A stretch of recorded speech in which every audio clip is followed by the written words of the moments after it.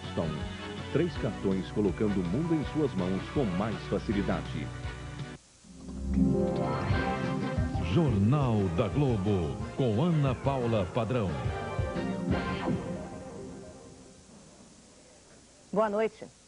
Prepare o bolso. Vai ser anunciado nesta terça-feira o aumento dos combustíveis. Nas refinarias, o reajuste será de 11%. Isso significa que nas bombas, o consumidor vai pagar um aumento de 8%. O gás de cozinha também aumenta 8%. O governo vai anunciar também a intenção de fechar o saldo da conta petróleo até o fim do ano que vem. A partir daí, o preço dos combustíveis no Brasil vai passar a variar de acordo com as altas e baixas no mercado internacional. Quando o preço do barril de petróleo subir lá fora, os combustíveis serão reajustados automaticamente aqui dentro. E quando o preço cair lá fora, o consumidor também passará a pagar menos aqui dentro. Essa parte da história aí a gente nunca viu. E o número 1 da Espanha comprou o número 7 do Brasil e mudou o mapa do sistema financeiro brasileiro. Contas correntes, investimentos e produtos adquiridos pelos clientes do Banespa continuam intactos. Com a aquisição do Banco de São Paulo pelo Santander, os espanhóis superaram os americanos e assumiram a liderança dos investimentos estrangeiros no Brasil. Depois de 6 anos de brigas, ações, liminares e greves, o Banespa foi vendido em 10 minutos. Pelo valor de 7 bilhões e 50 milhões de reais, eu declaro vendido o Banco do Estado de São Paulo, a corretora Santander.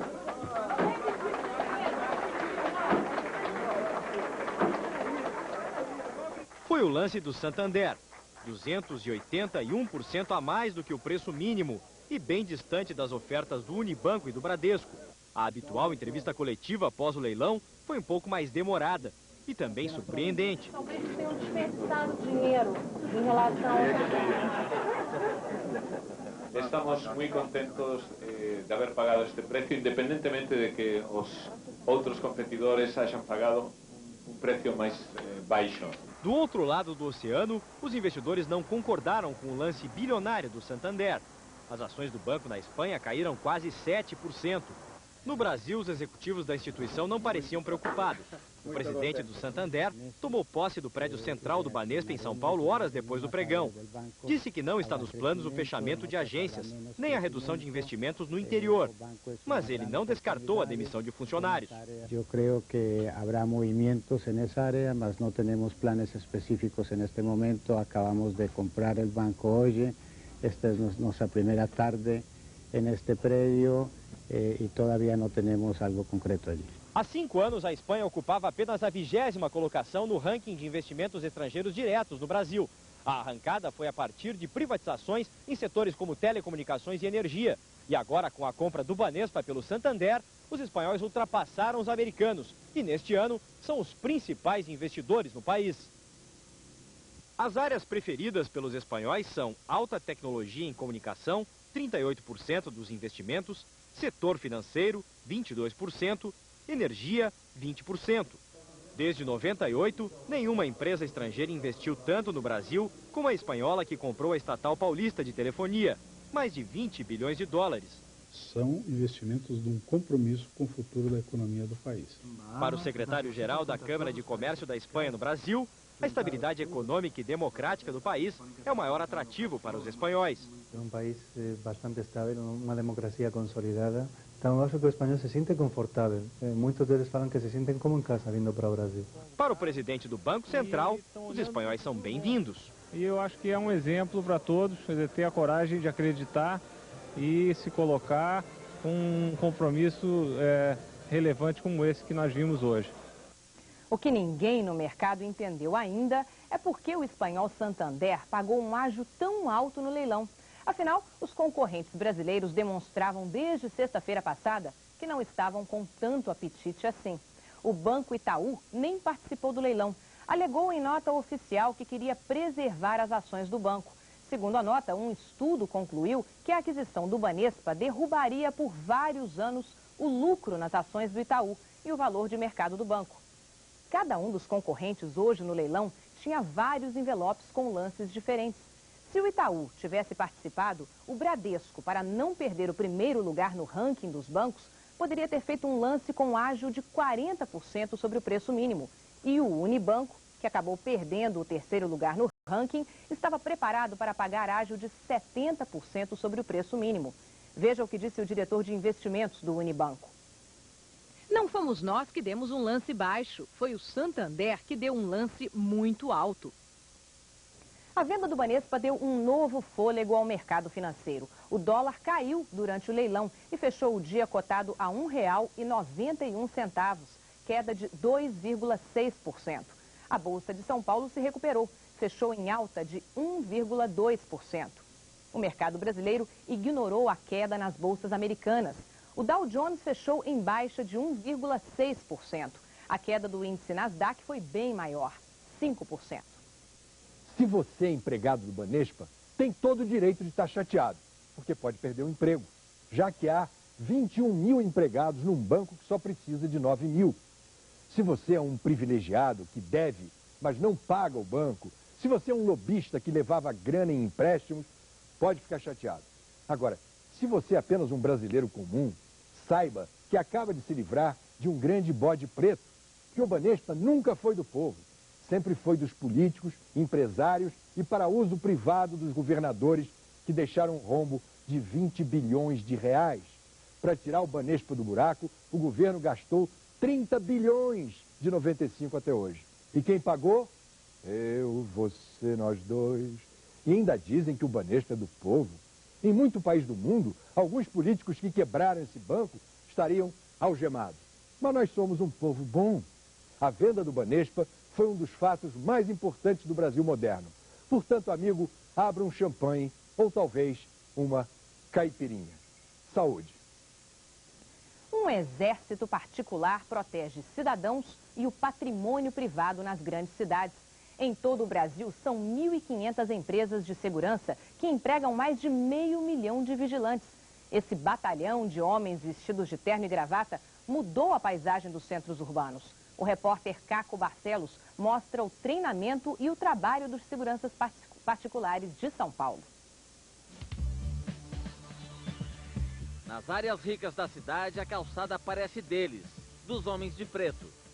Pela lei, eles devem ficar da porta para dentro. Poucos respeitam. A cada dia, são mais numerosos nas ruas. Um exército privado de 500 mil homens. Eu acho que é uma forma da gente se sentir pelo menos um pouco mais protegida numa cidade como a que a gente vive. Terno escuro e gravata virou uniforme. É para disfarçar, ficar parecido com os clientes. Além de uma exigência legal, né, também é importante que você não contraste com o ambiente que você vai trabalhar. Os brutamontes, que usam armas ostensivas, estão com os dias contados. O tamanho é importante, mas o mais importante é a capacidade de pensamento e discernimento do seu trabalho.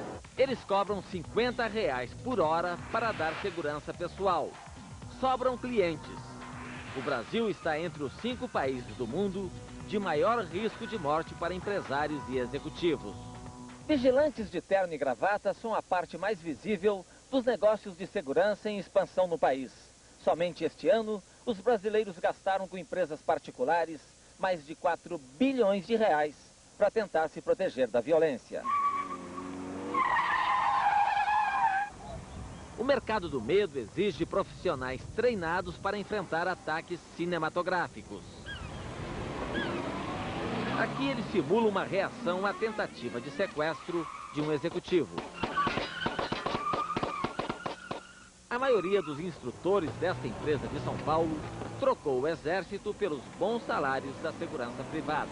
Muitos militares que saem das Forças Armadas acreditam que têm preparo para esse tipo de serviço, mas na verdade se enganam, executam o serviço na raça.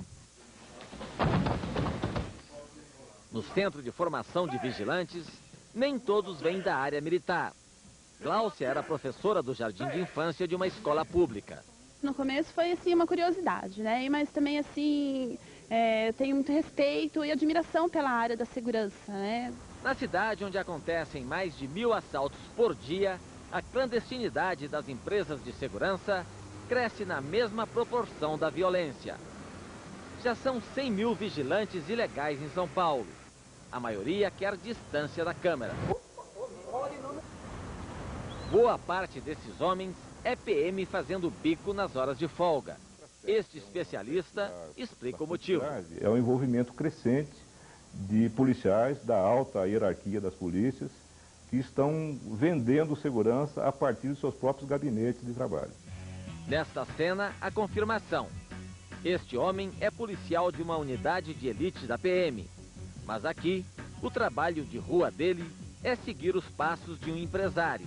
O patrão é um freguês assíduo do serviço extra. Eu só trabalho com o pessoal da rota. Pessoal especializado. Também não adianta arrumar. Rota é segurança pública? Hein? Rota é segurança pública? Não. De bico, só fala? De bico, é coisa de bico. Assim, caras que trabalham comigo, que são especializados. Porque também não adianta você contratar pessoas que não sabem trabalhar.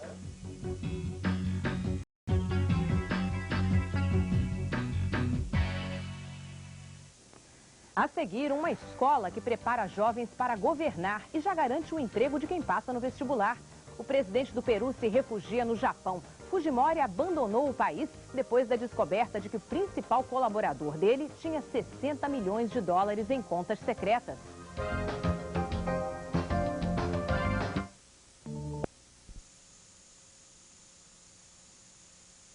Estreia, terça, dia 5.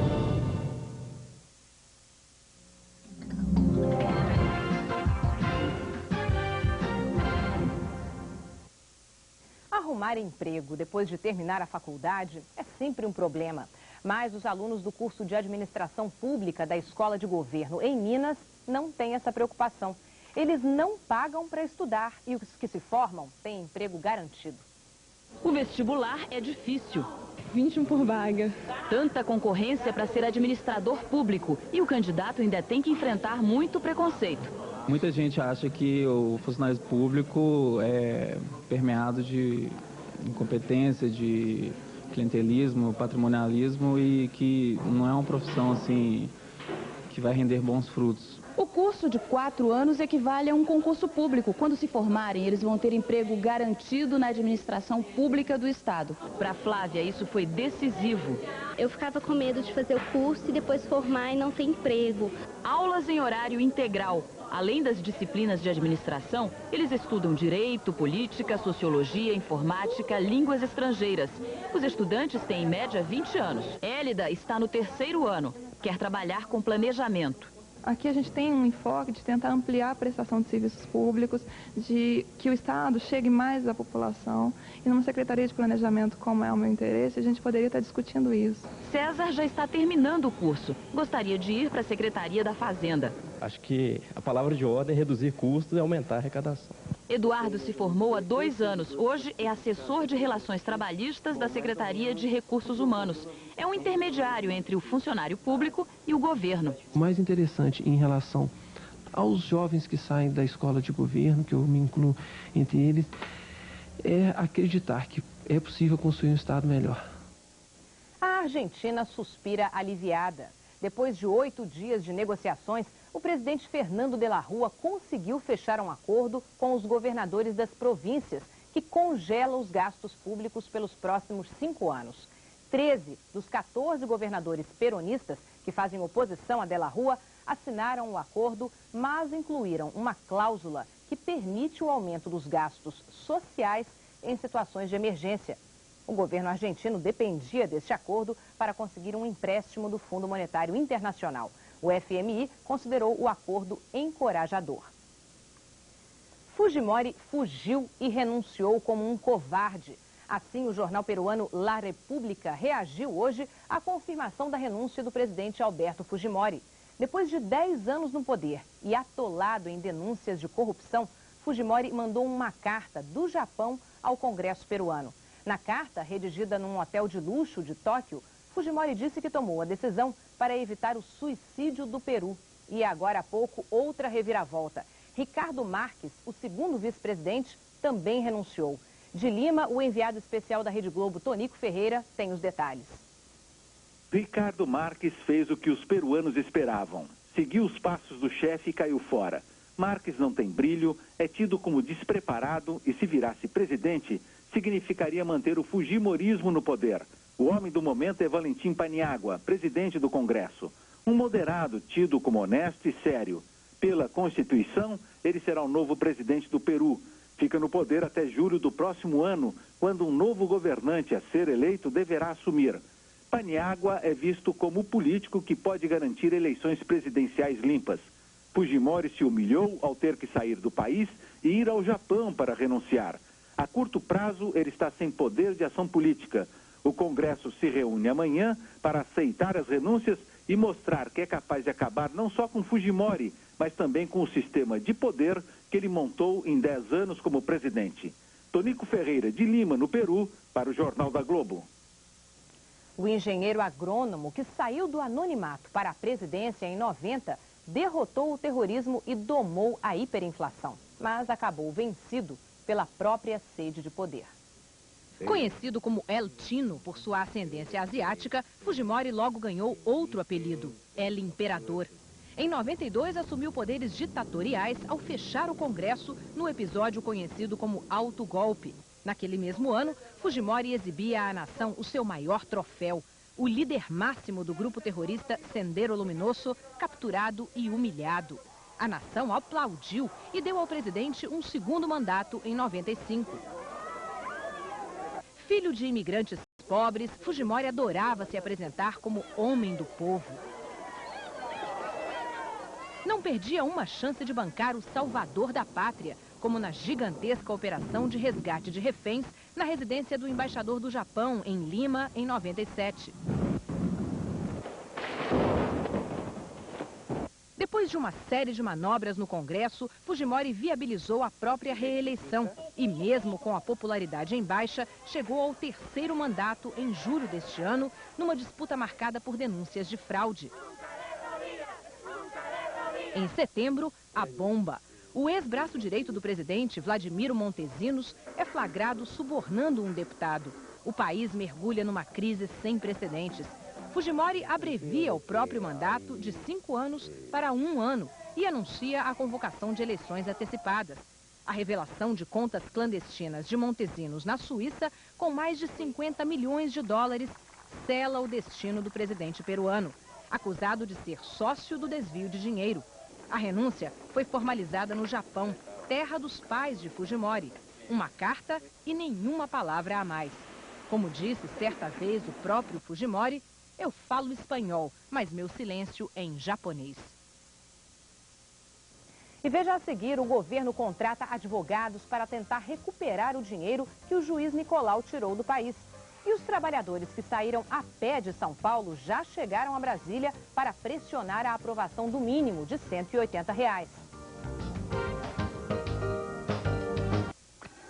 A ANEEL Todo jogo.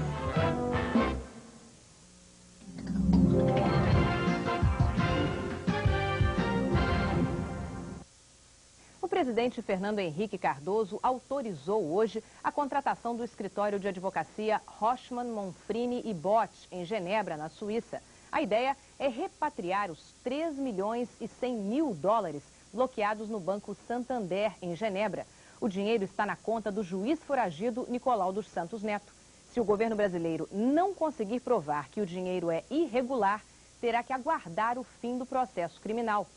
Mas a Advocacia Geral da União diz que há ainda outras maneiras de reaver o dinheiro desviado do TRT de São Paulo. Uma delas é cobrar também do ex-senador Luiz Estevão os 169 milhões de reais desviados da obra do Fórum Trabalhista de São Paulo. O ex-senador, o ex-presidente do TRT, Délvio Bufolin, e 2 engenheiros envolvidos na construção são apontados como responsáveis solidários no desvio de verbas. E enquanto as negociações em torno do aumento do salário mínimo não saem do lugar, trabalhadores ligados à força sindical terminam uma viagem de São Paulo a Brasília a pé. Eles vão ficar acampados em frente ao Congresso o tempo que for preciso. 1 mês de viagem a pé. Eles vieram de São Paulo e se aproximam de Brasília. É a marcha do salário mínimo, liderada pela força sindical. 150 trabalhadores e aposentados que pretendem acampar em frente ao Congresso a partir desta terça-feira. Quem caminhou 1.100 quilômetros pode ficar acampado durante o mês. Isso vai depender do governo dizer alguma coisa concreta. Eles querem o salário mínimo de R$ 180, o mesmo que o próprio Congresso. A diferença é que cabe aos deputados e senadores dizer de onde vai sair o dinheiro para cobrir o aumento.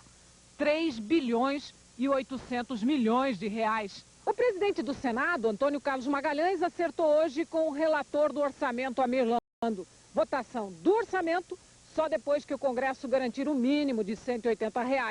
A maior aposta para conseguir o dinheiro é na tributação dos fundos de pensão. Segundo o presidente do Senado, as negociações começaram a avançar, porque os representantes dos fundos, reunidos em Salvador, já admitem pagar impostos. Falta o mais difícil, o acordo sobre quanto devem pagar. O dinheiro que falta para o mínimo também pode sair de 2 projetos que estão na pauta. A quebra do sigilo bancário quando houver suspeita de sonegação e a mudança do Código Tributário para combater a elisão fiscal.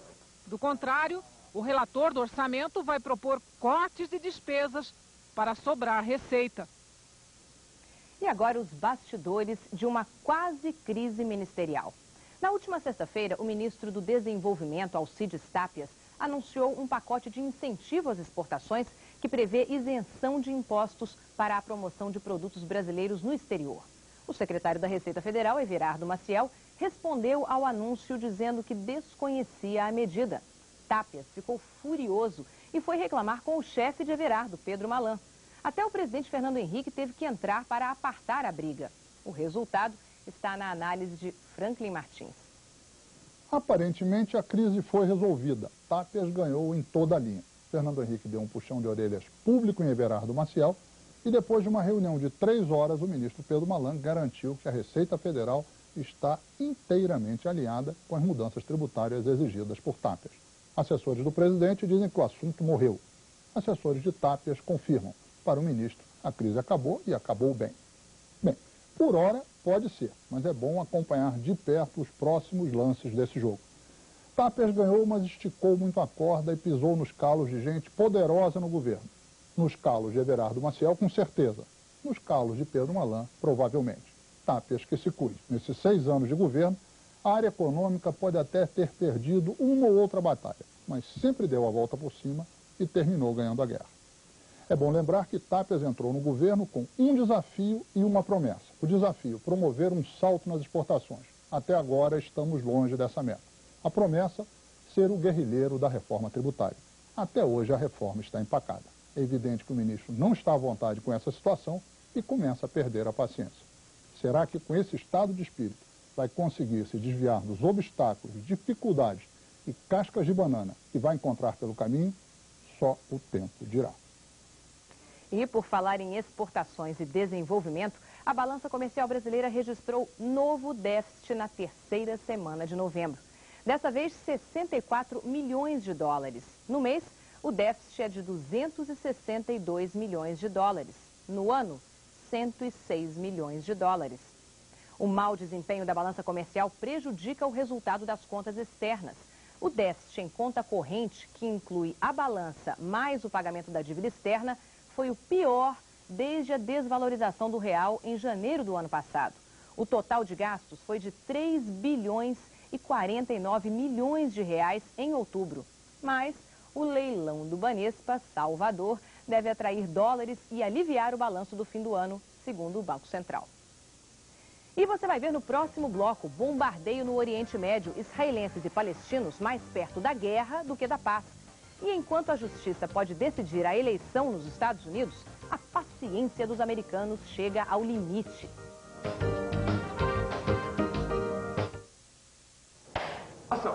Olha só a nova promoção Nextel.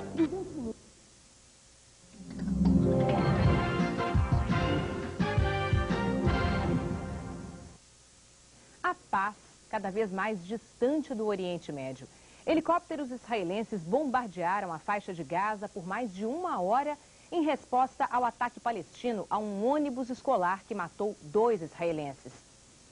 Os ataques israelenses começaram ao anoitecer. Helicópteros e navios de guerra despejaram mísseis sobre diversos alvos palestinos. 30 pessoas ficaram feridas, entre elas crianças.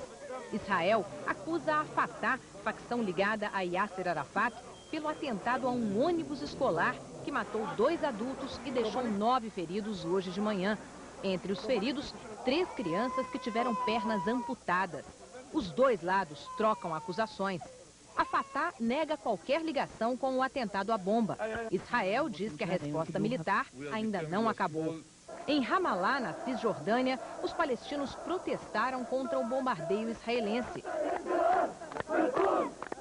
A poucos quilômetros dali, em Jerusalém, manifestantes israelenses chamavam Arafat de assassino.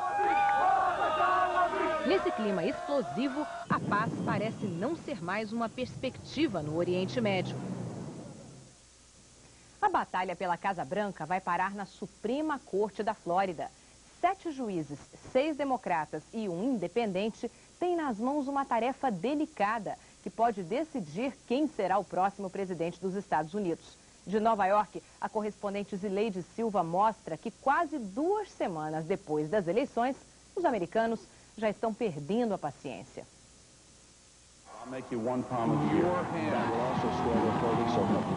As TVs americanas passaram a tarde mostrando a audiência na Flórida, mas parece que os americanos não aguentam mais.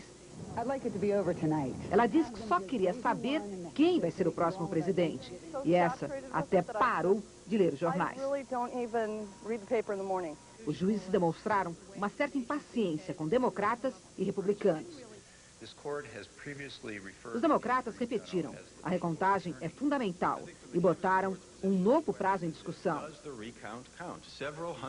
Eles querem recontar os votos até o dia 12 de dezembro, uma semana antes da votação no colégio eleitoral.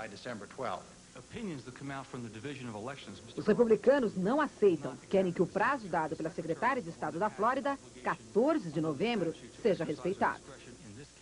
Se for, George Bush vai ser o novo presidente dos Estados Unidos. Ele está ganhando a eleição na Flórida com uma diferença de 930 votos. Mas hoje, também na Justiça, só que em outra instância, um juiz decidiu que os votos dos eleitores em trânsito, mesmo sem a data de envio, vão ser levados em consideração na contagem. No último sábado, esses votos, sem a data de postagem e a maioria de militares, tinham sido anulados. Hoje, George Bush só apareceu assim, como se fosse um dia normal, indo trabalhar. E não falou com jornalistas. E da Casa Branca, Al Gore participou via satélite de uma conferência sobre a família. E brincou. Disse que só tinha concordado em participar porque tinha certeza que hoje, dia 20 de novembro, a eleição já estaria decidida. O Jornal da Globo fica por aqui. Nas manchetes dos jornais de amanhã, um único destaque. O banco espanhol Santander é o novo dono do Banespa. O preço pago foi quase 3 vezes maior do que o valor mínimo estipulado. Mais de 7 bilhões de reais pagos pelo Santander. Uma surpresa e um alívio. O negócio salva as contas externas do Brasil. E você viu com exclusividade aqui no Jornal da Globo que o governo anuncia nesta terça-feira o aumento dos combustíveis. A gasolina sobe 8% nos postos. O gás de cozinha também sobe 8%. Amanhã a gente confere. Uma boa noite para você e até lá.